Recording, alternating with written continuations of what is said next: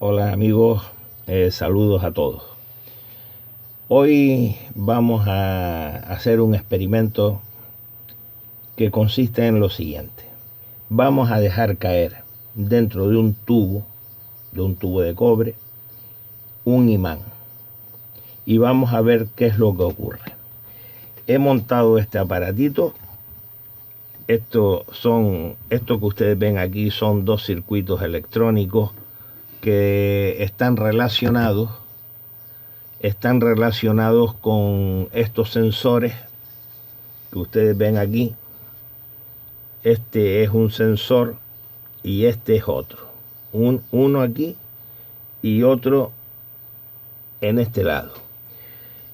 Si ustedes me preguntan que por qué utilizo dos sensores, porque estoy utilizando un sensor inductivo para esta pieza metálica y estoy utilizando un sensor que en su configuración externa es igual que el sensor inductivo, pero es un sensor de efecto Hall.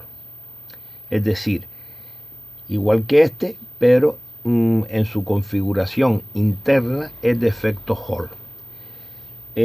Por si alguien no había visto los vídeos anteriores sobre estos inductores,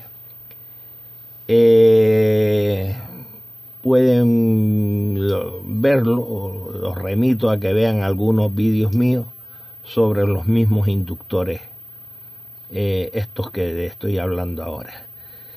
Pero así por encima le puedo decir que los sensores inductivos ya empezaron a verse, a tener ideas ya claras desde Michael Faraday, ¿no? En 1830. No quiere decir, cuidado, que estos inductores de ahora sean los que hizo Michael Faraday, ¿no? En 1830, pero ya habló del fenómeno físico ese. Podemos decir que el primer inductor, estos inteligentes, fue desarrollado por O'Neill Well, creo que se pronuncia, no sé cómo exactamente. Ustedes saben que yo el inglés no lo pronuncio bien, pero creo que fue O'Neill Well en 1969. Y después un físico que alcanzó el premio Nobel, también creo el nombre era William Boyler, el físico Boyler, en 1969. Este hombre, por lo visto, descubrió y en el 2009 le dieron el premio Nobel, ¿no? Después la industria se encargó del desarrollo de todos estos inductores. Esto lo digo porque el tema de los inductores, de los sensores, mejor dicho, sensores inductivos, capacitivos, infrarrojos, de efecto Hall, esto no es nuevo. Esto no es nuevo y yo me alegro de que no sea nuevo. Esto viene ya del año 1969. Pues dicho esto, esta pequeña aclaración, le voy a comentar que lo que yo voy a dejar deslizar, este imán de neodimio, lo voy a dejar deslizar por el interior del tubo de cobre. Por el interior de este tubo, voy a alejarme un poco, ven, bueno, vale, pues yo lo voy a dejar a ver qué ocurre. ¿Y qué es lo que va a ocurrir? Que va a haber una ralentización en la caída. Alguien se puede preguntar, hay muchos de ustedes que ya lo saben, otros no lo saben, y el que lo sabe pues un recordatorio, como digo yo. En primer lugar, tenemos que echar un vistazo a la ley de Lorentz y de Lenz, que ya hemos hablado mucho sobre ese tema. ¿Qué ocurre? Cuando yo dejo caer por el interior del tubo de cobre el imán, se libera una energía magnética y electromagnética. Es decir, lo dejo caer y se libera esa energía, vuelvo a repetir, magnética y electromagnética. Esta energía, ¿qué es lo que hace? Bueno, que ella misma también induce en el tubo una energía eléctrica y unos campos magnéticos, que estos vienen a incrementar fuerzas electromagnéticas. ¿Qué hacen esas fuerzas electromagnéticas incrementadas? Pues que impiden la caída libre. Entonces hay un movimiento uniforme de caída, un movimiento uniforme y ralentizado. Bueno, dicho esto, quisiera, antes de hacer el experimento, decirles dos cuestiones sobre el cobre. Dos cuestiones sobre el cobre. Esto es un hilo de cobre, como ustedes están viendo ahí. Y quiero decir algo sobre él. Como todos sabemos, el cobre no es atraído por un imán. No es atraído por un imán. Pero hay una cuestión. Si le conectamos una corriente en sus extremos,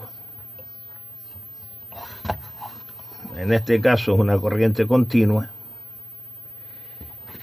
este hilo de cobre ya se vuelve con otra característica, que es que puede ser atraído por un imán, como ustedes pueden estar viendo. Vamos a darle un poquito más de corriente aquí. Vamos a subir el voltaje. Aquí vamos a ponerlo en 1 voltio y algo.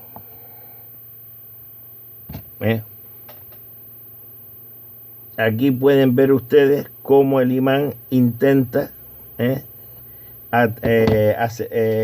hilo de cobre, intenta acercarse al imán. Es decir, se convierte como si fuera un ferromagnético, ¿no? Pero eso es debido al paso de la corriente. Esto es lo primero que quería decir sobre el cobre, sobre el hilo de cobre. Y en segundo lugar, quiero que vean los que le dije de las corrientes inducidas, ¿no? De las corrientes inducidas, que se ve fácilmente. Vamos a colocar un galvanómetro por aquí, donde ustedes lo puedan ver. Esto sería el galvanómetro conectado. Vamos a ver si lo puedo mantener. Voy a distanciar aquí. Vamos a ver. Bueno, ya tenemos el galvanómetro ahí en primer plano. Yo ahora voy a conectar esta bobina.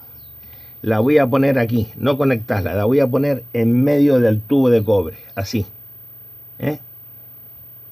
Y los dos terminales de la bobina están conectados al galvanómetro. Lo que quiero que ustedes vean es lo que les dije antes, ¿no? Que ahí se produce una energía que es inducida por el imán. Voy a soltar el imán y fíjense ustedes en la aguja del galvanómetro. Eso viene a demostrar que se está induciendo una corriente. Bueno, ahora ya pasamos directamente al experimento con el circuito electrónico de medición. Bueno, vamos a ver. Vamos a lograr el mejor enfoque. Esto que están viendo ustedes aquí es un cristal de aumento para que ustedes puedan ver mejor la caída del imán.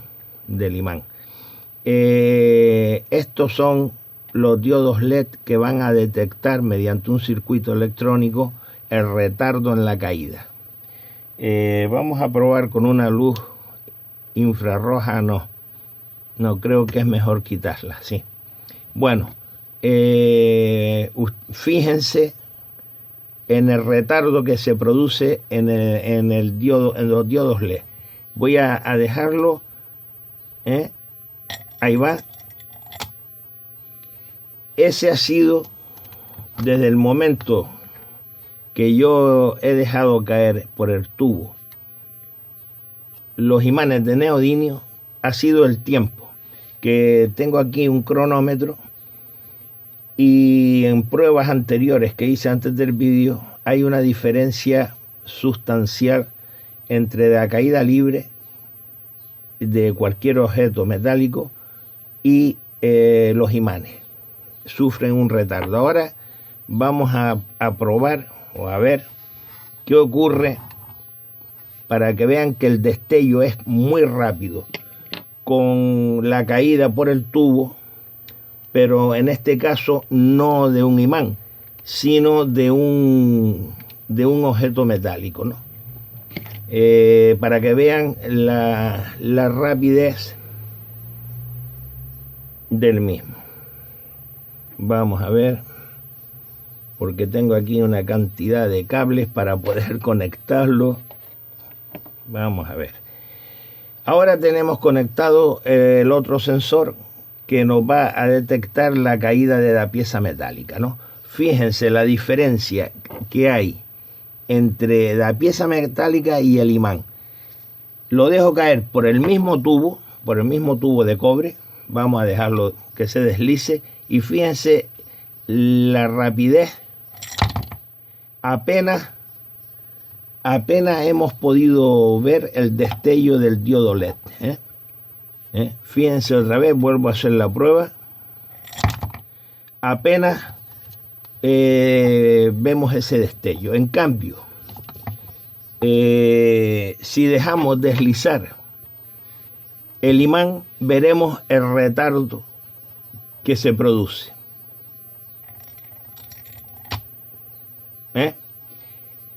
Bueno, mis amigos, creo que han visto en qué consiste esto. Es una experiencia interesante y fácil de hacer, porque yo lo que he hecho es hacer unos circuitos electrónicos que están aquí, mírenlo, para el tema de los sensores inductivo y sensor Hall, ¿no? Para poder accionar los diodos LED, para poderlos poner en funcionamiento. También he utilizado una luz de infrarrojo por si se veía mejor con ella, pero creo que no. Creo que le empeora la visión. Bueno, pues hasta ahí el experimento. Creo que haya sido de su agrado. Y voy a hacer la última caída del imán de neodimio por el tubo de cobre para que ustedes vean aquí el retardo tan grande que se produce.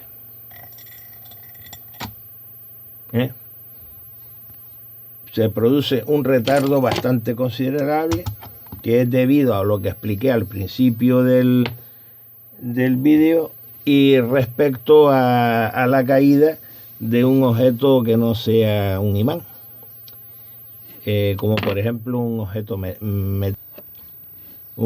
metálico, pues como este. Fíjense la diferencia. Apenas le da tiempo a reaccionar el circuito electrónico para encender los diodos.